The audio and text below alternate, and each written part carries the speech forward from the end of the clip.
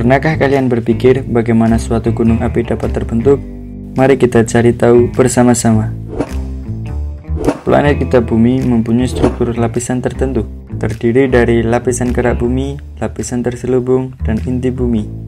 Pada lapisan kerak ini terjadi pergerakan yang kita sebut dengan teori tektonik lempeng. Lempeng bumi ini berbentuk patahan yang menjadikannya beberapa lempeng.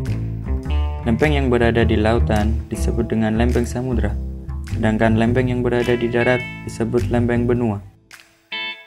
Masing-masing dari lempeng tersebut bergerak antara satu dengan yang lain.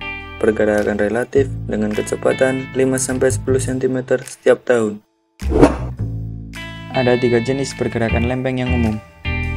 Yang pertama, gerakan lempeng saling menjauhi atau disebut divergen.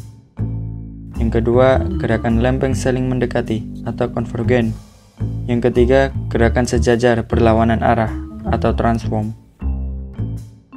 Pergerakan antar lempeng inilah yang kemudian menyebabkan adanya rekahan pada struktur lapisan tanah bumi. Rekahan tersebut yang kemudian dimanfaatkan oleh magma bertekanan tinggi yang terdapat di dalam bumi hasil dari pergerakan lempeng sebagai jalur untuk keluar. Hal ini sesuai dengan sifat magma untuk mencari tempat dengan bertekanan rendah. Setelah berjuta-juta tahun waktu, magma mencapai permukaan dan meletus mengeluarkan isinya. Magma yang keluar dari dalam bumi mengalami pembekuan dan menjadi batu-batuan beku. Tumpukan dari batu-batuan beku inilah yang menjadi penyusun dari sebuah gunung api.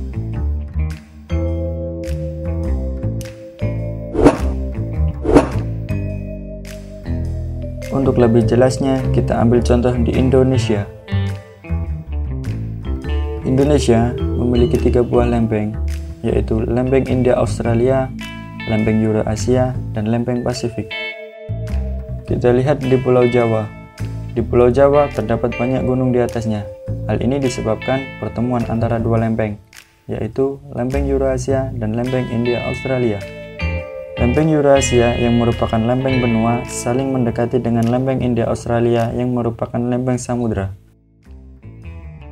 Dikarenakan struktur lempeng samudra lebih lemah dibanding lempeng benua, mengakibatkan lempeng samudra menunjam ke bawah.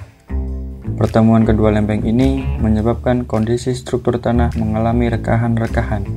Magma yang terbentuk di dalam tanah akibat melelehnya batuan dalam tanah akibat pergerakan lempeng ini menekan melalui rekahan-rekahan tersebut. Magma tersebut terus mengalir hingga ke permukaan dan menjadikannya letusan.